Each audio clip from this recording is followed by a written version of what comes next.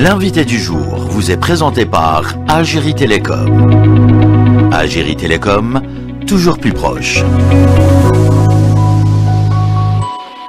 Bonjour à tous et puis merci beaucoup Monsieur Abdelrahman Siddiqui d'avoir fait le déplacement ce matin à partir de Tizi Ouzou pour être présent dans le studio en direct avec nous. Merci encore une fois. Merci à vous. Monsieur Siddiqui, on va parler ce matin de la promotion des exportations du ciment. Cela a fait donc partie la semaine dernière des dossiers phares lors d'une réunion interministérielle en présence des différentes parties concernées. À cette occasion, plusieurs mesures ont été prises pour soutenir l'exportation du ciment et du clinker à court terme. Alors, quelles sont ces mesures qui ont été prévues par le gouvernement de Sifir El-Yib? Tout à fait. Donc, dans un premier temps, donc, il est important donc, de retenir que cette dynamique d'accompagnement et de soutien donc, à l'exportation des produits manufacturés s'inscrit dans l'orientation des pouvoirs publics afin, bien sûr, de rendre possible et afin de rendre dynamique l'exportation des produits hors hydrocarbures. Et le ciment, donc, il fait partie. Donc, oui. Il fait partie, bien sûr, de ces produits donc, manufacturés, donc, et que l'Algérie dispose d'un potentiel industriel et qui a connu un développement important donc ces dernières années. Il y a des unités industrielles qui arrivent à produire du ciment conformément aux normes exigées. Il y a aussi maintenant, ils travaillent pour davantage également répondre aux normes environnementales. Et ici, les mesures prises, ils touchent deux volets importants. Ils touchent tout le volet institutionnel, réglementaire, oui, qui va essayer de développer, de rendre fluide donc ces exportations. Ils touchent également un volet qui en relation avec l'accompagnement et l'assistance de toutes ces entreprises et aussi préparer les infrastructures et rendre aussi les infrastructures qui accompagnent, vous savez, oui, le ciment, donc en tant que produit, il a besoin d'une infrastructure. L'Algérie, elle dispose, mais elle travaille pour davantage, bien sûr, rendre ces infrastructures en mesure de faciliter et en mesure également d'exporter ce produit vers, bien sûr, des pays différents. Et les résultats enregistrés, c'est les chiffres qui le confirment. On prend donc, il y a une évolution assez importante, bien sûr, de la production et de l'exportation du ciment. Donc, il y a des mesures institutionnelles, bien sûr, étatiques, qui sont en faveur d'encourager le développement de l'exportation, mais il y a aussi des mesures entrepreneuriales. Ça veut dire même les opérateurs économiques eux-mêmes travaillent parce qu'il faudrait développer justement cette interaction, cette relation dynamique entre les entreprises et l'État. Et les entreprises c'est des entreprises maintenant, ils ont cet esprit, ils ont le sens de client, ils ont ce sens d'intégration des technologies et aussi il y a la dimension commerciale qui est importante, mais aussi il y a la dimension partenariale. Ça veut dire c'est des entreprises qui travaillent, qui développent des partenariats avec un contenu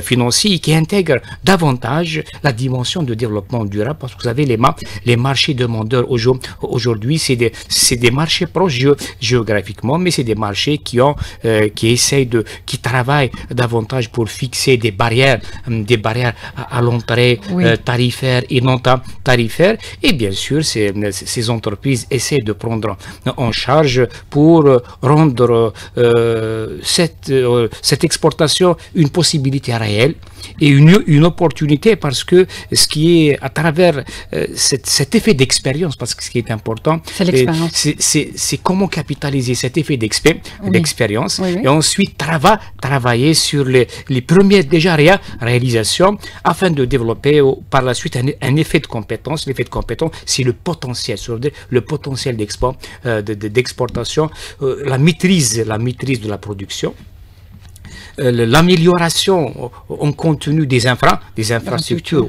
et principalement Oui. portuaire, afin bien sûr de faciliter l'exportation, mais aussi l'innovation en termes de produits, parce que vous avez maintenant aussi la valeur d'usage du ciment, le ciment en tant que produit, Oui. il a une valeur d'échange sur le marché, mais également il y a beaucoup de valeur d'usage de cette matière première, et justement les cibles de marché essayent bien sûr de demander des produits de ciment afin de les adapter aux différents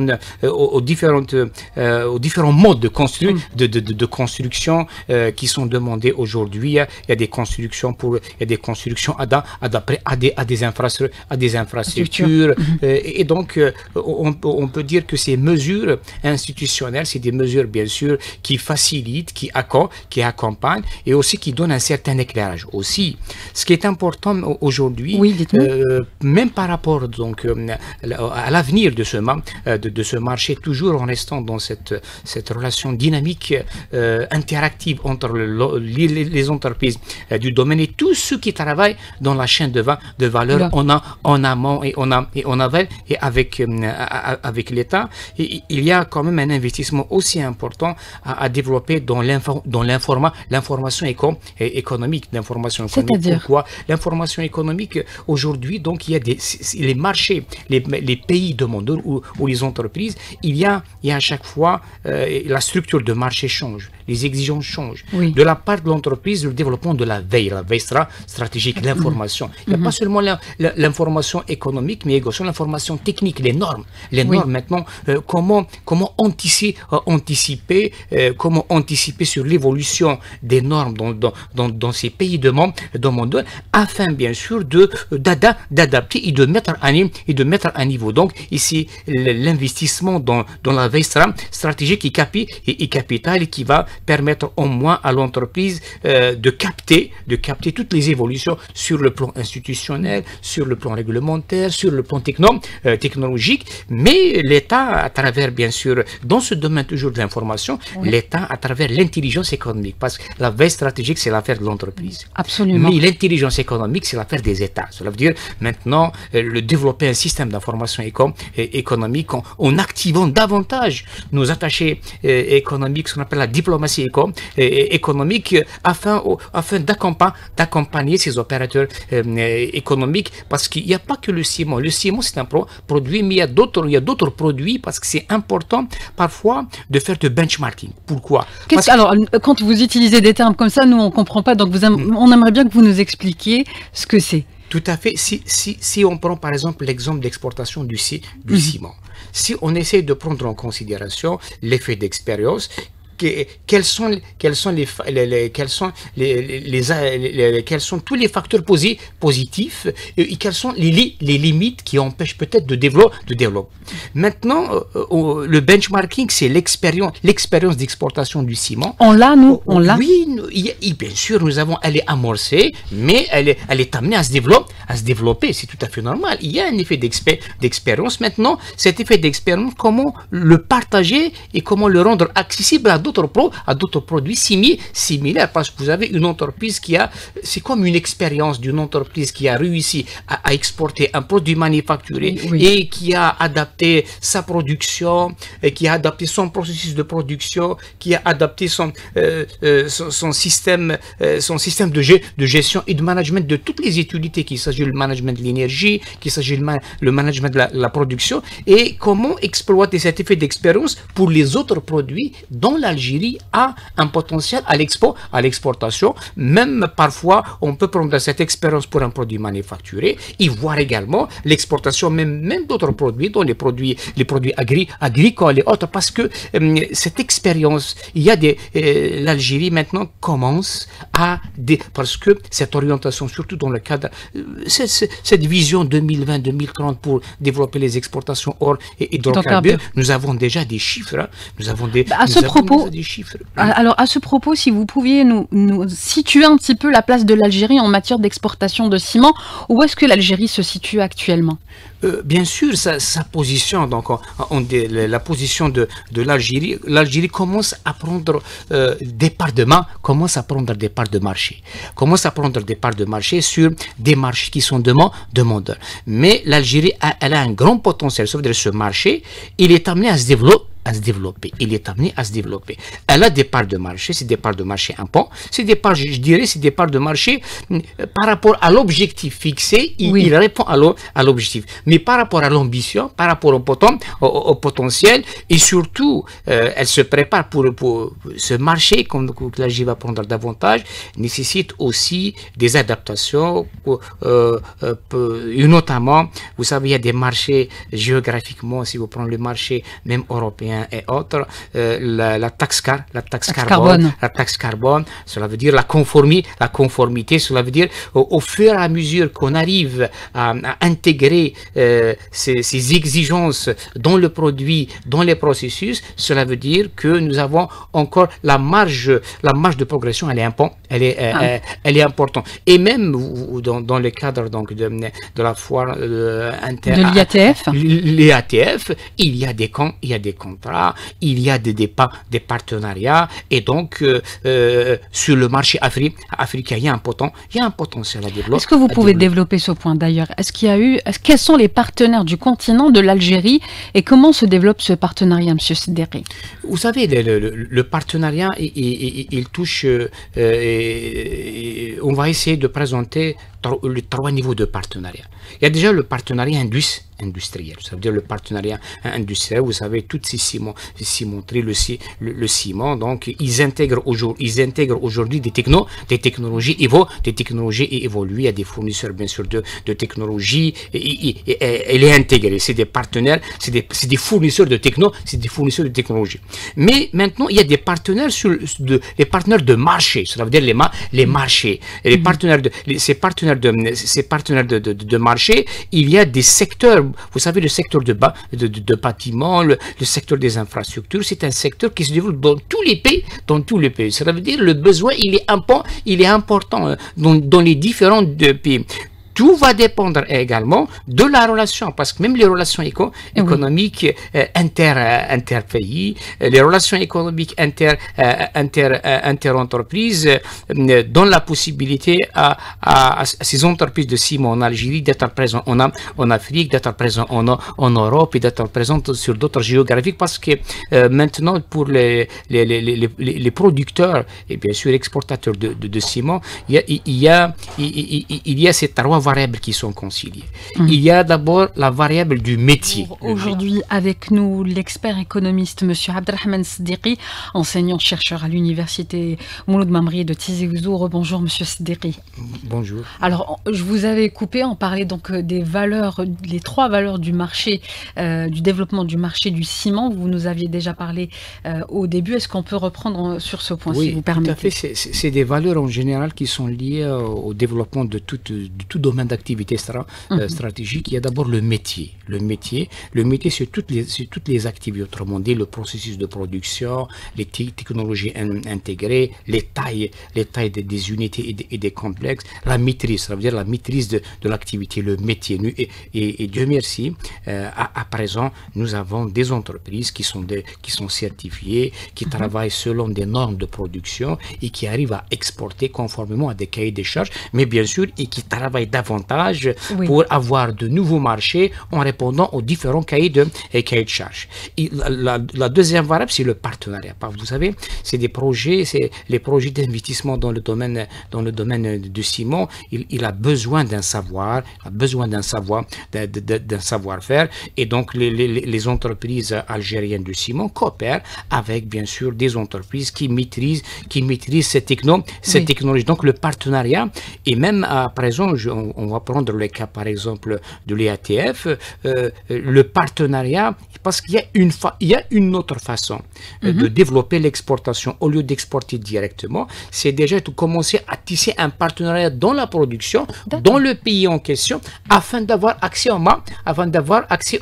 marché. Et je dirais donc beaucoup d'entreprises, surtout dans le domaine de l'énergie et autres, ils sont en train d'opter pour cette forme. Ça veut dire pour avoir un marché géographique, il faudrait d'abord peut-être développer un partenariat dans la production, par la suite développer un accès au marché. Et donc c'est ce qui nous permet de dire que le partenariat stratégique, soit dans la production, soit dans les différents maillons de la chaîne, est une donnée importante pour toute entreprise et notamment pour les cimenteries. Il y a la dimension géographique. Voilà. La géographique, c'est la dimension des marchés. Les marchés géographiques, cela veut dire qu'il y a des marchés où nous avons l'habitude d'exporter, mais il y a également de nouveaux marchés. Vous avez tous ces événements comme les ATF, elles nous donnent la possibilité peut-être d'élargir, d'intensifier, d'avoir plus de quantité sur le marché. Mais pour davantage réussir, nous avons besoin des infrastructures.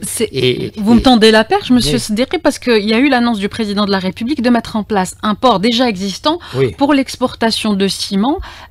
Quelle est l'importance d'avoir cette infrastructure, d'avoir un port d'exportation de ciment? Vous savez, c'est un maillon clé, c'est un maillon fort.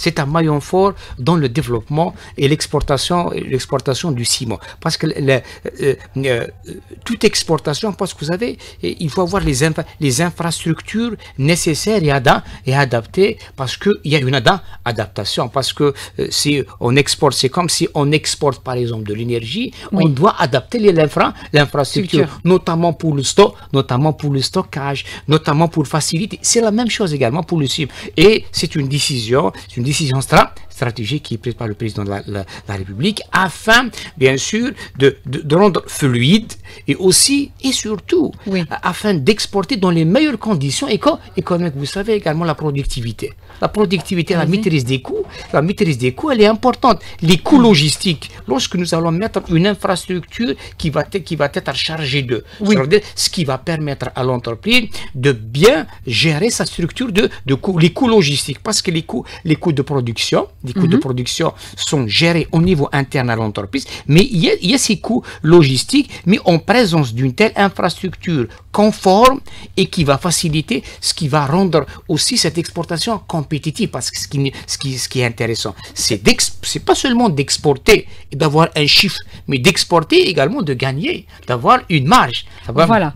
Quelles sont les retombées d'ailleurs économiques au niveau national, au niveau local et national, quand il y a un port spécialisé dans l'exportation? On a vu par exemple le port de Annaba qui a carrément exporté vers les États-Unis et il y a eu des retombées positives au niveau local et national. Il y a des retombées d'abord au niveau national et international, mais également des retombées sur le plan microéconomique et sur le plan macroéconomique.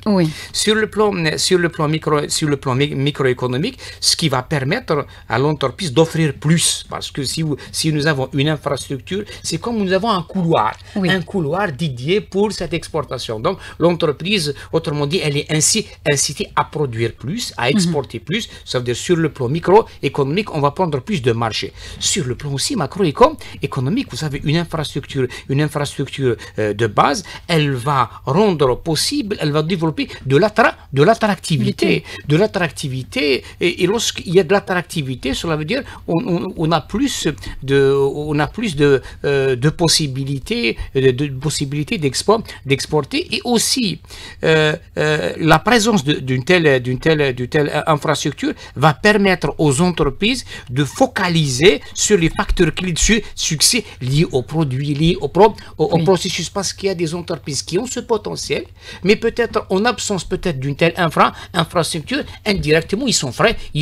Autrement dit, il y a ceux qui ont l'intention de produire et d'exporter, mais peut-être si ce maillon il est absent, on peut dire que cette décision elle n'est pas arrêtée, mais elle est reportée. Mais à ce stade-là, ce qui va encourager aussi d'autres entreprises, ce qui va encourager également ces entreprises qui existent à développer développer leur capacité, mais il faudrait, même si cette infrastructure existe, maintenant aussi les entreprises doivent travailler les variables marché équilibrées, parce que c'est important. Alors expliquez-nous ce point-là. Les variables marché, cela veut dire il y a des exigences.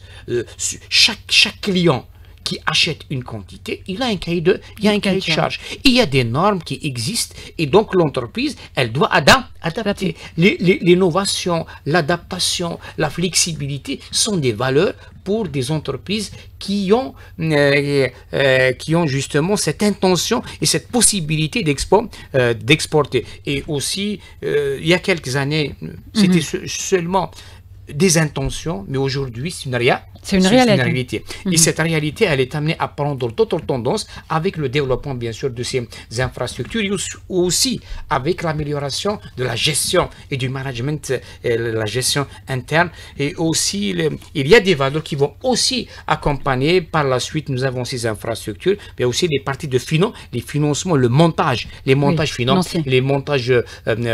financiers, mais aussi, il y a de l'ingénierie juridique autour de toute l'exportation. L'ingénierie, c'est des contrats, la maîtrise, la gestion juridique de ces contrats, la gestion financière de ces grands contrats, la maîtrise de ces infrastructures sont des atouts qui vont permettre à l'entreprise qui a une stratégie d'exportation de la rendre bien sûr effective et qui va justement apporter un plus pour l'entreprise sur le plan microéconomique et elle va aussi sur le plan macroéconomique. Si on revient en quelques années, ça veut dire les importations s'est réduit. Maintenant, nous sommes dans une position d'exportation. Voilà. Est-ce que c'est ça l'élément? Est-ce que c'est ça l'élément déterminant qui a fait qu'on est passé d'un pays importateur à exportateur autrement dit, mais c'est un élément important. Il y avait la problématique. Il fallait réduire, rationaliser les importations et développer, parce qu'on ne peut pas rationaliser si on ne développe pas un potentiel. Si on manque d'investissement, l'investissement il a été réalisé, la capacité de production existe, elle répond aux besoins du marché national et il y a un excédent et c'est tout à fait normal que maintenant nous sommes devenus exportateurs.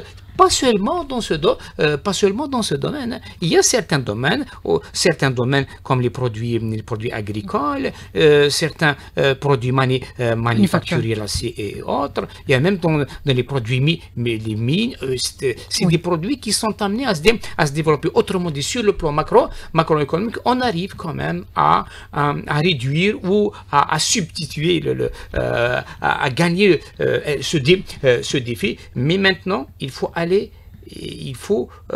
continuer. Ça veut dire la continuité, la pérennité. Il faut faire un véritable diagnostic pour lever toutes les contraintes structurelles afin bien sûr d'encourager pas seulement dans ce produit, mais d'autres produits et surtout dans la gestion. Je prends par exemple ce qui est important aujourd'hui dans ces infrastructures. Il n'y a pas seulement la gestion administrative, parce qu'à un moment donné, c'était beaucoup plus une question de gestion administrative. Mais maintenant, il y a la gestion économique. Maintenant, on intègre l'aspect économique, l'amélioration, même si c'est des ports, aussi des infrastructures qui sont et qui doivent être gérés conformément aux normes universelles. Ça veut dire c'est au-delà du simple opération administration portuaire. Donc ça va être beaucoup plus du management des infrastructures portuaires, parce qu'ils sont des entités économiques et parfois lorsque nous allons améliorer, ce qui va permettre de développer l'attractivité des autres entreprises afin de choisir le port, ces infrastructures portuaires comme destination, ce qui va nous permettre aussi de développer un marché, je dirais le marché portuaire. En parlant du développement toujours, qu'en est-il du niveau écologie et développement durable? Parce que dorénavant, ça fait partie des obligations qui sont donc imposées aux entreprises, notamment pour ce qui est de la taxe carbone. Oui, et d'ailleurs, ces entreprises, vous prenez par exemple, même ceux qui sont engagés, soit dans l'acier, soit dans tout toucher les engrais, soit tout ce qui dans le ciment, c'est des entreprises entreprises qui sont en train de travailler et d'investir, parce que c'est le marché, la taxe carbone. Il y a déjà, si vous prenez sur le marché européen, il y a déjà, on arrive à cette phase où ils vont appliquer réellement, et donc c'est une barrière, il devient une barrière à l'entrée sur le marché, et que ces entreprises également, ils travaillent, et il y a ceux qui ont déjà réussi, même dans le ciment, il y a beaucoup d'investissements dans ce domaine, afin de la maîtrise de cette partie passe par exemple par la maîtrise, le management de l'énergie et les autres énergies propres, énergie verte. Nous avons déjà cette possibilité, et aussi intégrer dans les procédés de l'Algérie, les entreprises ont déjà intégré. C'est une nécessité. Ça veut dire, ce n'est pas qu'elles vont, il y a ceux qui les ont intégrés, il y a ceux sur les voies d'intégration. Parce que c'est une question de marché d'adaptation. Autrement dit, c'est une exigence, et c'est pour cette raison que nous avons dit que l'entreprise, en développant la veille stratégique, elle va anticiper si elle veut gagner encore des parts de marché. Donc aujourd'hui, ces entreprises, elles sont conscientes, et il y a celles qui sont déjà avancées, qui arrivent à utiliser même de l'énergie verte, utiliser moins d'énergie fossile peut-être comme matière première. J'ai pris seulement la variable énergie. On peut trouver des entreprises qui sont certifiées aux normes environnementales, aux normes de maîtrise de l'énergie. On peut les constater, on peut voir que c'est des entreprises qui sont déjà certifiées comme les cimenteries, toutes les cimenteries, je prends tout et autres, c'est des entreprises qui ont intégré déjà le respect de normes d'environnement, afin bien sûr que ce produit se répond au cahier de charges des pays importateurs. Quels sont ces pays, quels sont aujourd'hui les principaux clients de l'Algérie en matière d'importation de ciment? Vous savez, le marché, il est important. Hein. Le marché, je dirais, donc maintenant, l'élément le plus important, on parle parfois de continent. Nous avons l'Afrique, nous avons l'Europe et autres. Nous avons déjà des marchés géographiques proches, parce qu'ici, et nous avons également des marchés naturels, nous avons des marchés émergents, parce que ici, en développant aussi les capacités d'exportation, ça va être la même chose comme l'énergie, par exemple, comme le GNL et autres. C'est la même chose également. Nous avons un grand où on doit réfléchir pas seulement en termes de pays. L'Europe. Il faut dépasser Il faut dépasser parce que en dépassant, nous avons plus, nous avons de l'ambition et nous avons les moyens. Et nous avons déjà des expériences avec des pays, avec des entreprises. Voilà. On a déjà cette expérience-là, le développement de la logistique, on en parlait, la construction de ce nouveau port. Qu'en est-il? Quels sont les autres moyens? Quels seront les autres moyens concrets à mettre en place pour encore plus développer ce secteur, et puis pas forcément le ciment, mais sortir de la dépendance aux hydrocarbures? Du point de vue logistique. Oui, du point de vue logistique, il y a les infrastructures portuaires, oui, mais également il y a les sociétés de transport. Comment développer des sociétés comment nous allons avoir de véritables sociétés de transport maritime. Ça, c'est un enjeu important. Vous savez, nous sommes dépendants de beaucoup de sociétés de transport maritime étrangères. Bien sûr, c'est tout à fait, ça peut être, mais il faudrait inscrire, développer un potentiel et qui va aider bien sûr les entreprises. Bien sûr, nous allons travailler avec des sociétés de transport maritime étrangères. C'est tout à fait normal, parce que c'est pas facile de ne pas il faut travailler, mais il faut développer, commencer, réfléchir. Il y a déjà des réflexions, il y a déjà un développement, mais c'est un moyen. Ça veut dire pour rendre aussi. Il y a un aspect important, c'est l'accompagnement. Il y a beaucoup d'entreprises maintenant, peut-être qui veulent ou qui ont l'intention de développer. Mais il faut développer la formation, même le personnel, parce que le potentiel d'exportation de l'entreprise, c'est un potentiel organisationnel. Avoir déjà une organisation interne, et aussi avoir un bon système d'information d'information et surtout avoir en permanence l'idée des normes, l'adaptation des produits et des services. Il y a aussi une dimension importante, c'est travailler en partenariat. Travailler en partenariat, c'est une possibilité pour beaucoup d'entreprises parce que il y a dans certains secteurs d'activité, si je prends la chaîne de valeur, par la chaîne de valeur, il est possible d'avoir une matière première, la transformer peut-être dans un pays et l'exporter dans un autre pays. Ça, autrement dit, on n'invente rien. C'est le parcours, c'est déjà beaucoup d'entreprises. C'est déjà rodé. Nous devons aller, mais nous devons les définir. Nous devons les identifier. Et pour les identifier, l'information, elle est importante. Vouloir exporter, il y a dans certains cas, même pour certaines entreprises, il y a des entreprises qui ont un potentiel à l'exportation, ils peuvent, mais ils ne veulent pas. Ils ne veulent pas. Ils ne veulent pas exporter, mais peut-être pour des raisons, ils sont satisfaits du marché local, ou peut-être, mais maintenant, c'est comment être ici, à ce niveau intermédiaire, les inciter. Nous avons vu à l'occasion de l'EATF, comment beaucoup d'entreprises passent dans un premier temps, c'est comme si c'est des observateurs, wait and see. Mais si lorsqu'ils vont constater que c'est réel, mais aussi il y a d'autres mesures, même ceux qui ont l'habitude d'exporter dans les différents domaines, j'ai eu l'occasion de voir avec certaines entreprises lors de l'EATF, mais il y a aussi la dimension financière, par exemple, comment développer davantage le crédit à l'exportation, aussi les différents types d'accompagnement possible, comment activer davantage notre diplomatie économique, rendre les attachés économiques au niveau des ambassades de véritables